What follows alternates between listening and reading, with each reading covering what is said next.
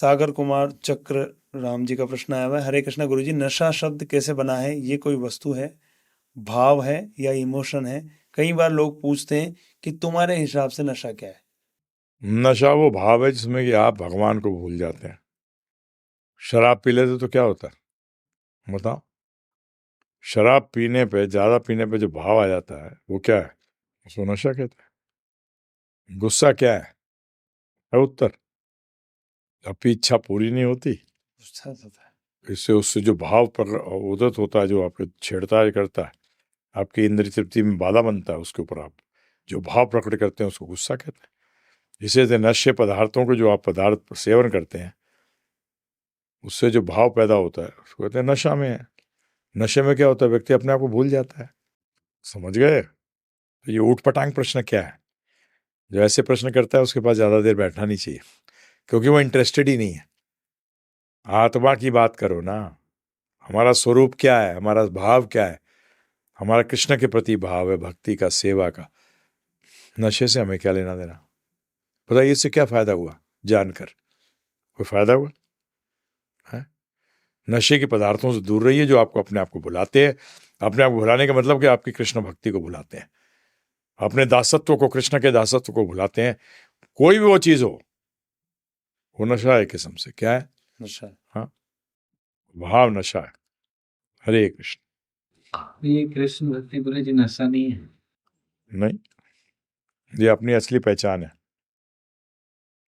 ये अपनी असली पहचान है। परंतु दूसरों को नशा लगता है। पता हमें जो उल्टे काम करता है वो नशा क्यों लगता है? क्योंकि नॉर्मल व्यक्ति की तरह काम नहीं कर रहा हूं। उनके लिए नॉर्मल व्यक्ति क्या है? जो शराब पीता है, सिगरेट पीता है। तो हम क्या हुआ? हम नशेड़ी हम नशेड़ी हो गए इनके तरह। रिलेटिव है सारा। तो हमें परिप्रेक्ष्य में देखना है, अपने भक्ति के परिप्रेक्ष्य में। सुमन राठौड़ माता जी का प्रश्न आया हुआ है। हरे कृष्णा गुरुजी, दंडवत प्रणाम। मेरा सवाल ये है कि मैं किसी को भी तकलीफ में नहीं देख सकती। किसी को तकलीफ में देखकर मुझे पता नहीं क्या हो जाता है, मैं उसकी मदद कर देती हूँ चाहे मुझे तकलीफ हो। और मेरी इस कमजोरी का फायदा मेरे पति ने उठाया। उन्होंने मुझे अपनी गर्लफ्रेंड की बीमारी में उसकी सेवा कराई। मन के हाथों मजबूर होकर मैंने उसकी सेवा कर दी, मगर मन में एक सवाल बार बार आता है कि मैंने उसकी सेवा करके सही किया या गलत। कहीं मैंने अपने आप का अपमान तो नहीं कर लिया? कृपया गुरुजी मेरी मदद करें। आपने जो कहा सब सही है। अपमान भी किया अपना आप, गलत भी किया, क्योंकि कृष्ण भक्ति के सिवाय बाकी सब चीजें गलत हैं। क्या सच सुना चाहती हैं?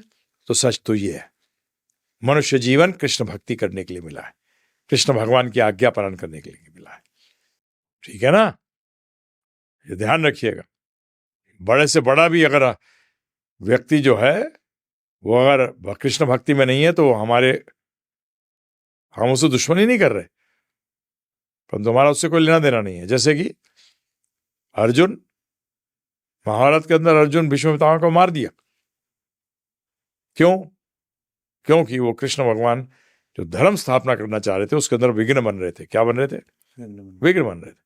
तो आप जो ये सब कह रही हो ये सब बेकार की चीजें, शरीर से जुड़ी हुई हैं। ये अच्छा लगे बुरा लगे क्या है? ना तो अच्छा लगना चाहिए ना बुरा लगना चाहिए। कृष्ण भक्ति करनी चाहिए। तो ये टाइम वेस्ट मत करिए, ये सब बातें सोच कर कृष्ण भक्ति करिए, भगवान की आज्ञा का पालन करिए। givegita.com पे जाइए या गिव गीता ऐप पे जाइए और हमारा कोर्स डाउनलोड करिए, फ्री में सुनिए, अपना जीवन बदलिए। ये बहुत बड़ा कोई आपकी क्वालिटी नहीं है। ये अर्जुन ने भी ये क्वालिटी दिखाई थी, यही गुण दिखाए थे महाभारत के शुरू में कि मैं क्षमा कर रहा हूं सबको। भगवान ने कहा धूर्त है, गधा है तू, गलत काम कर रहा। तो इसलिए ये सब बातें, ये उल जलूल बातें, ये हम साइकाट्रिस्ट नहीं बनना चाहते, आपको खुश करने के लिए कुछ नहीं बोलना चाहते, सत्यवाणी बोल रहे हैं। कृष्ण भक्ति करो। हरे कृष्णा। ऋषभ पालीवाल जी का प्रश्न है, गुरुजी हरे कृष्णा गुरुजी, दंडवत प्रणाम।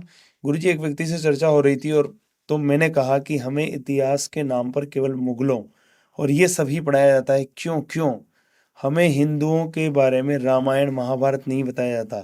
तो वो बोला कि तुम गीता पढ़ते हो तो तुम मुसलमान कैसे बोल रहे हो?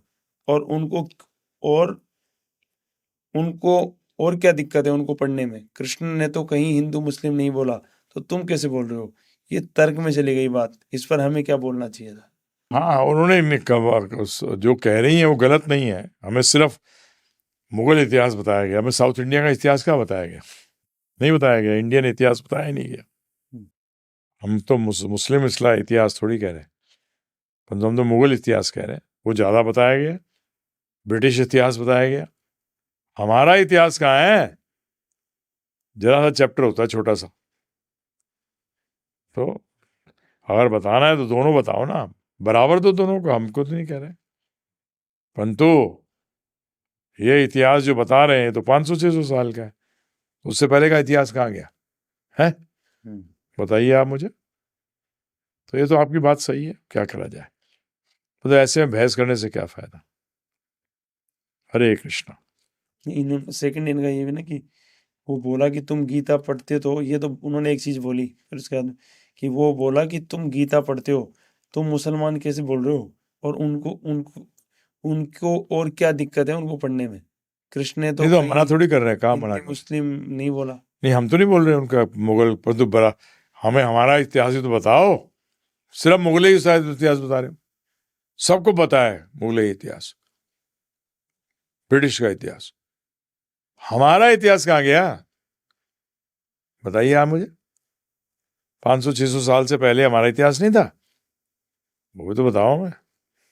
साउथ इंडिया के इतने इतने बड़े बड़े राज्य हुए हैं, सब साम्राज्य हुए हैं, उनके बारे में चर्चा क्यों नहीं है?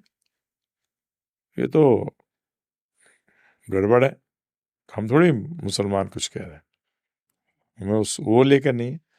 इतिहास इतिहास होता है, इतिहास में कोई मतलब नहीं होता मुसलमान है, हिंदू है, क्रिश्चियन है, क्या है। इतिहास से क्या मतलब इसको?